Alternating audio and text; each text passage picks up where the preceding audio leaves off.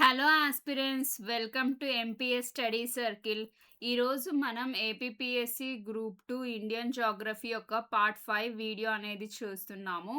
Already మన YouTube ఛానల్లో part 1 నుంచి పార్ట్ 4 వీడియోస్కి ఒక ప్లేలిస్ట్ అనేది క్రియేట్ చేసి దానికి ఏపీపీఎస్సి గ్రూప్ 2 ఇండియన్ జాగ్రఫీ అని ఉంటుంది. అక్కడికి వెళ్తే మనం ఇండియన్ జాగ్రఫీకి సంబంధించిన వీడియోస్ అన్నీ చూడొచ్చు.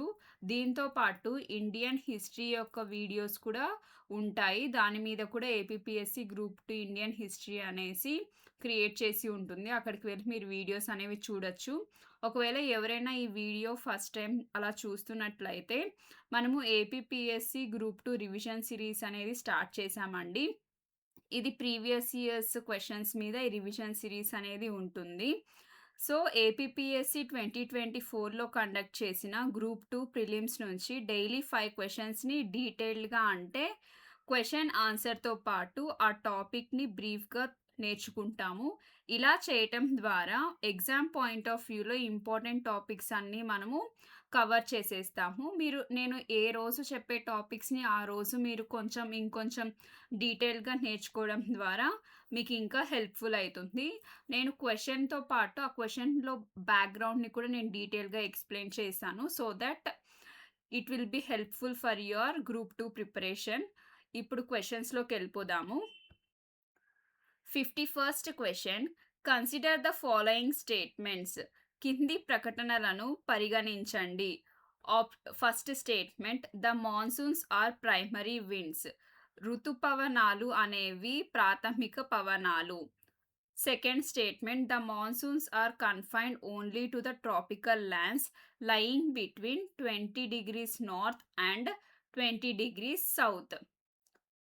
ఋతుపవనాలు 20 డిగ్రీలు నార్త్ మరియు 20 డిగ్రీలు సౌత్ మధ్య ఉన్న ఉష్ణమండల ప్రాంతాలకు మాత్రమే పరిమితమై ఉంటాయి. Statement 3, distribution of rainfall received from the southwest monsoons is governed mainly by the relief of the country. దేశంలోని నిమ్నో నిమ్నోన్నతాలు నైరుతి ఋతుపవనాలు నుండి వచ్చే వర్షపాత విస్తరణను ప్రధానంగా ప్రభావితం చేస్తాయి. Which of the above statements are correct? పై ప్రకటనలలో ఏది సరైనది?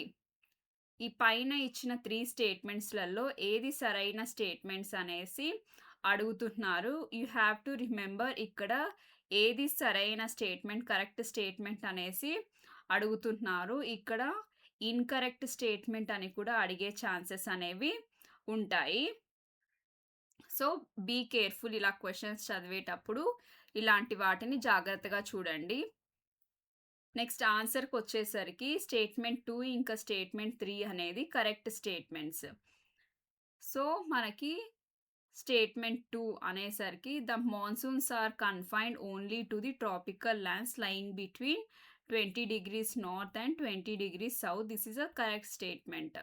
Distribution of rainfall received from the southwest monsoons is governed mainly by the relief of the country. So, this is also correct statement. మనము దీన్ని కొంచెం డీటెయిల్‌గా చూద్దాము.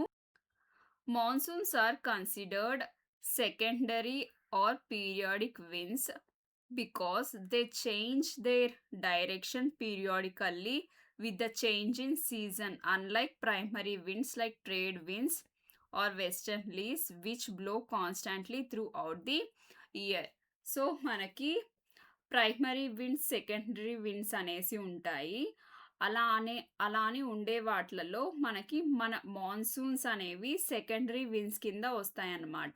అంటే విండ్ డైరెక్షన్ చేంజ్ అయ్యే కొద్దీ మనకి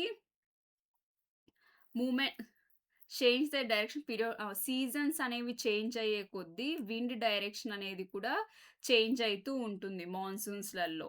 అదే వేరాజ్ మనకి ప్రైమరీ విండ్స్ అంటే వెస్టర్న్‌లీస్ గానీ, ట్రేడ్ విండ్స్ కానీ వచ్చేసరికి సంవత్సరం మొత్తం ఒకటే వైపున విండ్ అనేది వెళ్తూ ఉంటుందన్నమాట, ఒకటే డైరెక్షన్‌లో.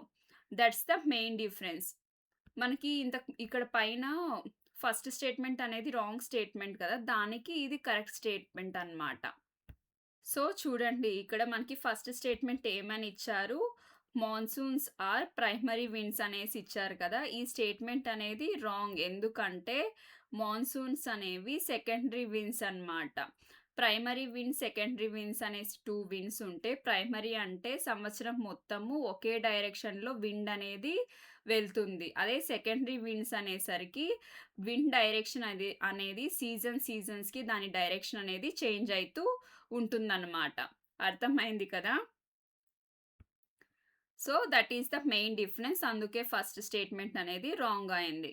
Next, the monsoon phenomena is largely experienced in the tropical areas రఫ్లీ between these latitudes driven by the differential heating of land and water and the shifting of intertropical convergence zone.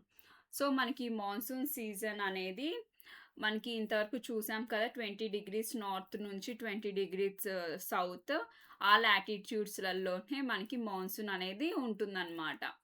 In India the relief topography plays a crucial role. For example, the western Ghats cause heavy orographic rainfall on their windward side. Okay. మన ఇండియాలో ఉన్న topography అనేది కూడా చాలా important role అనేది play చేస్తుందనమాట. ఎందుకంటే western Ghats ఉన్న చోట మనకి ఓరోగ్రాఫిక్ రెయిన్‌ఫాల్ అనేది జరుగుతుంది. ఓరోగ్రాఫిక్ రెయిన్‌ఫాల్ అంటే ఇప్పుడు కొండలు ఉన్న చోట ఒక సైడ్ విండ్వర్డ్ ఎక్కడైతే వర్షం పడుతుందో దాన్ని విండ్వర్డ్ అంటాము. ఎక్కడైతే వర్షం పడకుండా ఉంటుందో, షాడో రీజన్‌లో ఉంటుందో దాన్ని మనము లీవర్డ్ అంటామనమాట. వర్షం పడే చోట వచ్చేసి బికాస్ ఆఫ్ క్లౌడ్స్ అనేవి ఆ కొండని దాటాలి అనేసి కొంచెం హైట్‌లో ఎళ్ళేసరికి అక్కడ కండెన్సేషన్ అనేది జరిగేసి ఐస్ లాగా అలా ఉండేదంతా కరిగిపోయి ఒకటేసారి వర్షంలాగా పడిపోతుందనమాట. అప్పుడు ఆ సిట్యుయేషన్ అలాంటి రెయిన్‌ఫాల్స్‌ని మనము ఓరోగ్రాఫిక్ రెయిన్‌ఫాల్ అనేసి అంటాము. While the Himalayas block the moisture laden winds, causing them to shed rain over the Indo-Gangetic plains. So, here is the explanation. While the Himalayas block the moisture, Himalayas అనేవి ఇంకా పైకి వెళ్ళనివ్వకుండా stop చేసినప్పుడు అక్కడ ఆ క్లౌడ్‌లో ఉన్న moisture మొత్తము అక్కడే రెయిన్‌ఫాల్ రూపంలో ఇచ్చేస్తుందన్నమాట. That's the explanation. Hope you are getting my point. మీకు అర్థమైతుంది అనుకుంటున్నాను. మీకు నా ఎక్స్‌ప్లనేషన్ నచ్చుతున్నట్లయితే కామెంట్ సెషన్‌లో కామెంట్ చేయండి. నిన్నటి వీడియోస్‌లో చాలామంది కామెంట్ చేశారు నా ఎక్స్‌ప్లనేషన్ నచ్చిందని. I really felt very happy. ఇలా చేయటం వల్ల ఇంకా వీడియోస్ చేయాలి అనేసి అనిపిస్తూ ఉంటుంది. ఇంకా మంచి కంటెంట్ ఇవ్వాలని. నెక్స్ట్ చూద్దాము. 52nd question. Match the following. కింది వాటిని సరిపోల్చండి. List 1, list 2. Functional classification of town example. జాబితా 1, జాబితా 2. పట్టణాల క్రియాత్మక వర్గీకరణ ఉదాహరణ. ఏ వచ్చేసి mining town, industrial town, administrative town, garrison cantonment town.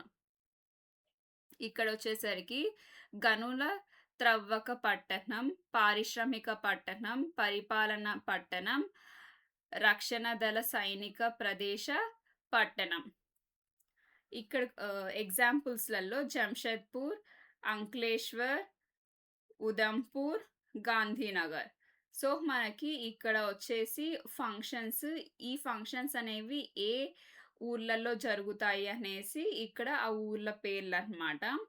దాన్ని మనము కరెక్ట్‌గా మ్యాచ్ చేయాలి. So, here it is again మనము ఈ 2024లో ప్రిలిమ్స్ క్వెషన్ పేపర్‌ని డీటెయిల్‌గా సాల్వ్ చేయడం స్టార్ట్ చేసినప్పటి నుంచి అబ్జర్వ్ చేస్తే మ్యాచ్ ద ఫాలోయింగ్ ఎప్పుడూను మనకి ఒక్క ఆప్షన్‌కి కరెక్ట్‌గా ఆన్సర్ తెలిస్తే రిమైనింగ్ ఆప్షన్స్ అంటే మనం ఆన్సర్ మొత్తం పెట్టేసేటట్లే ఆప్షన్స్ అనేవి ఇస్తున్నారు మనకి. సో, ఇది గుర్తుపెట్టుకొని ఒక్కదానికైనా తెలిసేటట్లు చూడండి ఎలిమినేషన్ ప్రాసెస్‌లో అలా అనేసి. ఈ ఆప్షన్‌ని మనం డీటెయిల్‌గా చూద్దాం. మైనింగ్ టౌన్ వచ్చేసేసి Ankleshwar. Ankleshwar in Gujarat is primarily known for its extensive industrial and mining activities, specially relating to petroleum and natural gas. So, Ankleshwar అనేది స్పెషల్‌గా మనకి మైనింగ్‌కి తెలుస్తుందనమాట. Ankleshwar is famous for mining. అందుకోసమే మనం అంక్లేశ్వర్‌ని మైనింగ్ టౌన్ అనేసి అంటాము. అంక్లేశ్వర్ అనేది మనకి గుజరాత్‌లో ఉంది. ఇక్కడ ఇండస్ట్రియల్ అండ్ మైనింగ్ యాక్టివిటీస్ అనేవి ఎక్కువ జరుగుతూ ఉంటాయన్నమాట. That too related to petroleum ఇంకా నేచురల్ గ్యాస్ మీద ఎక్కువగా జరుగుతూ ఉంటాయి మైనింగ్ అనేది. నెక్స్ట్ ఇండస్ట్రియల్ టౌన్‌కొచ్చేసరికి it is in Jamshedpur. Industrial town అని దేన్నంటామంటే జంషెద్పూర్‌నంటాము. Even Jamshedpur is also located in Gujarat. So it is a classic example of an industrial town established and developed around the Tata Steel plant. Okay. Next administrative town, Gandhinagar. Gandhinagar serves as the capital of Gujarat and was specially planned as an administrative center. So Gandhinagar anedi capital of Gujarat. At the same time it is specifically planned as administrative సెంటర్గా ఇది స్పెషల్గా plan చేసి చేశారనమాట. Next garrison క్యాంటోన్మెంట్ town వచ్చేసి ఇది ఉదంపూర్లో ఉంటుంది. So Udhampur అనేది మనకు జమ్మూ అండ్ కాశ్మీర్లో ఉంటుంది. Udhampur houses the northern command of the Indian army, making it A prominent military are garrison town. So it is Udampur makes a prominent military garrison or town. Udampur is in Jammu and Kashmir. So next question చూద్దాము. 53rd question. Which of the following oil seed crops is grown as rabi crop only? క్రింది నూనె గింజల పంటలలో ఏది రబీ పంటగా మాత్రమే పండిస్తారు? Options. Option 1 groundnut, వేరుశెనగ. ఆప్షన్ 2 మస్టర్డ్, ఆవాలు. ఆప్షన్ 3 సన్ఫ్లవర్, ప్రొద్దుతిరుగుడు. ఆప్షన్ 4 సీసం, నువ్వులు. దీని కరెక్ట్ ఆన్సర్ వచ్చేసి మస్టర్డ్, ఆవాలు. ఆవాలుని మనము రబీ సీజన్లో పండిస్తాము. వీటి గురించి డీటెయిల్గా చూద్దాము. Mustard, it is a cool season crop that requires low temperatures to grow, making it a strictly rabi crop in the Indian agricultural cycle. So rabi అనేది మనము మస్టర్డ్ అనేది మనము కూల్ సీజన్ క్రాప్ అన్నమాట. సో మస్టర్డ్ పంట పండడానికి మనకి low temperatures ఉండాలి.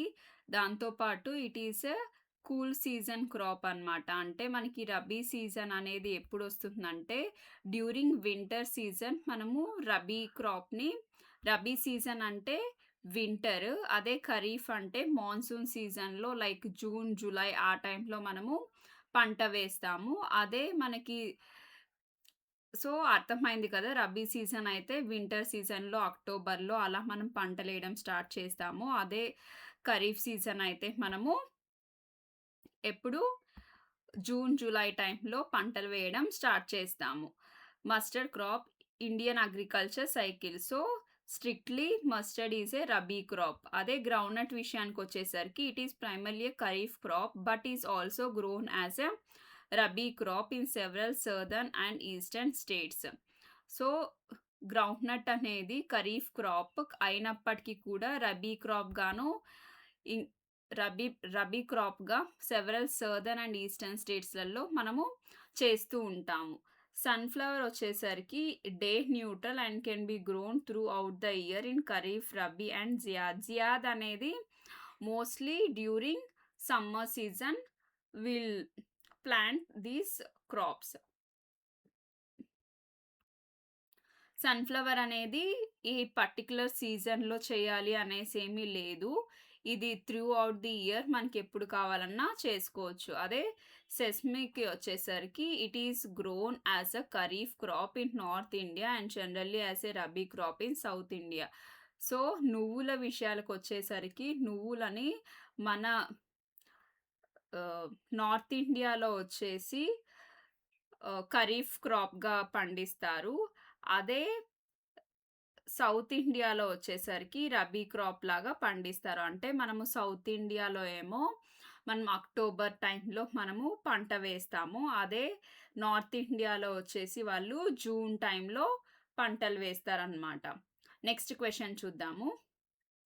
54th question. In which region in India was tea plantation started in the first half of the 19th century? 19వ శతాబ్దపు ప్రథమార్థంలో భారతదేశంలోని ఏ ప్రాంతంలో తేయాకు తోటల పెంపకాన్ని ప్రారంభించారు? Options: option 1 Brahmaputra valley, Brahmaputra లోయ. ఆప్షన్ 2 డార్జిలింగ్ రీజన్, డార్జిలింగ్ ప్రాంతం. ఆప్షన్ 3 ద నీలగిరిలు. ఆప్షన్ 4 కాండమం హిల్స్, యాలకుల కొండలు.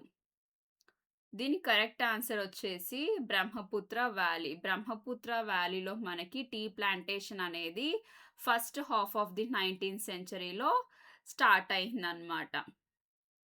దీన్ని మనము డీటెయిల్‌గా చూసినట్లయితే tea was discovered growing wild in Brahmaputra valley of Assam by Robert Bruce. So మనకి బ్రహ్మపుత్ర వ్యాలీ అనేసరికి అస్సాంలో రాబర్ట్ బ్రూస్ అనే అతను 1823లో స్టార్ట్ అంటే అతను కనుగొన్నాడు అనమాట. బ్రహ్మపుత్ర వ్యాలీలో 1823లో ఈ టీ ప్లాంటేషన్ అనేది జరుగుతుంది అనేసి. The first official commercial tea plantation in India was established by the British అంటే కమర్షియల్‌గా దీన్ని అమ్ముకొని డబ్బులు చేసుకునే విధంగా అంటే చాలా ఎక్కువ ఏరియాలో టీ ప్లాంటేషన్ అనేది జరిగింది మాత్రము ఎప్పుడు చౌబా అప్పర్ అస్సాం ఇన్ 1837. 1837లో చౌబా అప్పర్ అస్సాంలో మనకి చాలా ఎక్కువ మొత్తంలో టీ ప్లాంటేషన్ అనేది జరిగిందనమాట. చాలా పెద్ద ఏరియాలో. విచ్ ఫాల్స్ ఇన్ ద 1837 1837 అని అంటే అది first half of the 19th సెంచరీయే వస్తుంది కాబట్టి బ్రహ్మపుత్ర వ్యాలీ అనేది కరెక్ట్ ఆన్సర్ అయింది. మిగతా ఆప్షన్స్‌ని కూడా చూద్దాం. డార్జిలింగ్ రీజన్‌కి వచ్చేసరికి while tea cultivation in Darjeeling is world famous. అంటే డార్జిలింగ్ టీ అనేది వరల్డ్ ఫేమస్ అయినప్పటికీను commercial plantation there only began in 1850s. అంటే డార్జిలింగ్‌లో మనకి కమర్షియల్‌గా ప్లాంటేషన్ అనేది ఎప్పుడు స్టార్ట్ అయిందంటే 1850స్‌లో స్టార్ట్ అయిందనమాట. 1850స్‌లో స్టార్ట్ అయిందనేసరికి ఇది మనకి second half of the 19th సెంచరీలోకి అయిపోతుంది. ఓకే. ఇంకొకటి సెంచరీ అనేసరికి చాలా మందికి డౌట్ వస్తూ ఉంటుంది. ఇప్పుడు మనము 2000లో ఉన్నాం కాబట్టి దీన్ని మనము 21st ఇప్పుడు 1900స్‌లో జరిగిండేదంతా మనము 20th సెంచరీ అనేసి అంటాం. అలా అన్నమాట. అంటే 1800స్‌లో జరిగిందంతా 19th సెంచరీ అయితుంది. అదే 1700స్‌లో జరిగిందంతా 18th సెంచరీ అయితుంది. సో అర్థమైతుంది కదా! మనము 1801 నుంచి 1899 వరకు మనము 19th సెంచరీ అనేసి అంటాము. అదే మనకి నీలగిరీస్‌కొచ్చేసరికి experimental tea plantation in Nilgiri started around 1832. అంటే ఎక్స్‌పెరిమెంట్‌గా కొంచెం ట్రై చేసిండేది 1832లో. దాని తర్వాత ఫుల్ స్కేల్ అంటే మొత్తం ఇంకా కమర్షియల్‌గా ఇంకా స్టార్ట్ చేద్దాము అనేసి చేసిండేది వాళ్ళు 1859. 1859 అనేసరికి ఇది మళ్ళీ సెకండ్ హాఫ్ ఆఫ్ ది సెంచరీలోనే పడిపోతుంది. ఇంకా మనకి అక్కడ ఇంకొక ఆప్షన్ ఏముందంటే కార్డమమ్ హిల్స్ కదా! కార్డమమ్ హిల్స్‌లో కూడా అస్సాం కన్నా చాలా లేట్‌గా స్టార్ట్ అయింది. అస్సాం కన్నా చాలా లేట్‌గా కార్డమమ్ హిల్స్‌లో స్టార్ట్ అయింది. సో, మనకి ఫస్ట్ హాఫ్ ఆఫ్ ది సెంచరీలో ఎక్కడ టీ కల్టివేషన్, టీ ప్లాంటేషన్ అనేది కమర్షియల్‌గా జరిగింది అనంటే that is Brahmaputra valley. Next క్వెషన్‌కెళ్దాం. So, 55th question. Match the following on industrial clusters developed by APIIC limited in Andhra Pradesh. ఆంధ్రప్రదేశ్‌లో ఏపీఐఐసీ లిమిటెడ్ అభివృద్ధి చేసిన క్రింది ప పారిశ్రామిక క్లస్టర్‌లను సరిపోల్చండి. List 1, list 2. Location of the industrial cluster, type of the industry, పారిశ్రామిక cluster ఉనికి, పారిశ్రమ రకం. ఏ ఏ వచ్చేసి గండ్రాజుపల్లి ఇన్ చిత్తూరు రీజన్, చిత్తూరు ప్రాంతంలోని గండ్రాజుపల్లి. కొప్పర్తి ఇన్ కడప రీజన్, కడప ప్రాంతంలోని కొప్పర్తి. మకవారపాలెం అట్ విశాఖపట్నం, విశాఖపట్నం వద్ద మకవారిపాలెం. మచిలీపట్నం. టైప్ ఆఫ్ ఇండస్ట్రీ, పరిశ్రమ రకం వచ్చేసి సిల్క్ అండ్ గార్మెంట్స్, పట్టు మరియు వస్త్రాలు. ఇంజనీరింగ్, అల్యూమినియం, జ్యువెలరీ, నగదు. దీనికి కరెక్ట్‌గా మ్యాచ్ చేయాలి అని అంటే ఏ ఇండస్ట్రీ అనేది ఏ ఊర్లో ఉంది అనేసి మ్యాచింగ్ చేయాలన్నమాట. సో, ఇక్కడ కూడా ఇఫ్ యూ పీపుల్ అబ్జర్వ్, ఇక్కడ కూడా మనకి ఒక్కదానికి కరెక్ట్‌గా తెలిస్తే మిగతాది మనం మ్యాచింగ్ కరెక్ట్ చేసేయొచ్చు. ఇక్కడ మనకి 1, 2, 3, 4. సో, అన్నీ ఏ వచ్చేసి 1, బి వచ్చేసి 2, సి వచ్చేసి 3, డి వచ్చేసి 4. దీన్ని మనము డీటెయిల్‌గా చూద్దాం. గండ్రాజుపల్లె వచ్చేసి మనకి చిత్తూరులో ఉందండి. Identified as a multi sector manufacturing hub specially producing textiles, garments and silk related products. So, Gandrajupalli అనేది మ్యానుఫ్యాక్చరింగ్ హబ్ అన్నమాట. సిల్క్, టెక్స్టైల్స్‌కి, గార్మెంట్స్‌కి. అదే కోప్పర్తి కడప వచ్చేసి major hub for engineering and electronics. So, Kopparthi in Kadapa, it is a hub for electronics and engineering. It includes electronic manufacturing cluster and focuses on engineering components and small scale fabrication units. So, కోప్పర్తి కడపలో మనకి engineering components ఉంటాయి కదా, అంటే ఎలక్ట్రానిక్స్లో use చేసేవి అన్నీ ఉంటాయి కదా, వాటన్నిటినీను ఇక్కడే మ్యానుఫ్యాక్చర్ అనేసి చేస్తారనమాట. ఇది ఒక స్మాల్ స్కేల్ ఫ్యాబ్రికేషన్ యూనిట్స్ లాగా ఉంటాయి. అదే మకవరపాలెం విశాఖపట్నంలో వచ్చేసేసి this region is associated with aluminium. ఇక్కడ మనకి అల్యూమినియం ఇండస్ట్రీ అనేది ఉంటుందన్నమాట. Often linked to the availability of mineral resources in the Visakhapatnam area. Visakhapatnam ఏరియాలో ఉన్న మినరల్ రిసోర్సెస్ని అవైలబుల్గా ఉండడం దాన్ని బట్టి మనకి అల్యూమినియం ఇండస్ట్రీ అనేది ఇక్కడ ఏర్పడింది. నెక్స్ట్ మచిలీపట్నంకి వచ్చేసరికి known for its traditional and industrial focus on jewellery. So, మచిలీపట్నంలో మనకి జ్యువెలరీ మీద ఉన్నాయన్నమాట. So, I hope today's video you have liked. మీ అందరికీ ఈరోజు వీడియో నచ్చిందనేసి అనుకుంటున్నాను. ఒకవేళ మీకు నచ్చినట్లయితే లైక్ చేయండి. అలానే మీకు ఎటువంటి డౌట్స్ ఉన్నప్పటికీను, ఈరోజు చెప్పిన వీడియోలో ఏమన్నా డౌట్స్ ఉన్నప్పటికీను కమెంట్ సెషన్లో మెన్షన్ చేయండి, అడగండి. నేను ఆన్సర్ చేయడానికి ట్రై చేస్తాను. దాంతోపాటు మీరు ఒకవేళ కొత్తగా చూస్తున్నట్లయితే ఛానల్‌ని సబ్స్క్రైబ్ చేసుకోండి. అలానే లైక్ చేయండి. మీ ఫ్రెండ్స్ ఎవరైనా ఏపీపీఎస్సీ గ్రూప్ 2కి ప్రిపేర్ అవుతూ ఉంటే ఈ వీడియోస్‌ని వాళ్ళకి షేర్ చేయండి. Thank you.